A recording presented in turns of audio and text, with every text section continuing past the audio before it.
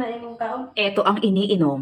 Ang Canberry Probiotic, Canberry Pure Probiotic Supplement na nasa bottle na! Ito ang mga sikreto na isi-share ko sa inyo, yung mga may mababahong kipi dyan, ito ang tinitake nila. Eto ha, kung yung sa'yo, pabaho pa lang, papunta pa lang sa mabaho, uminom ka na agad. Para hindi na mga lingasaw at hindi na mga moy. Huwag mo nang antayin pa. Ito ang iniinom nila. Gusto mo ng ganito, para hindi na mga moy man, kung ano man yan. Ayan yung link sa baba. I-click mo na habang mura pa. Naka-discount sale yan in one bottle.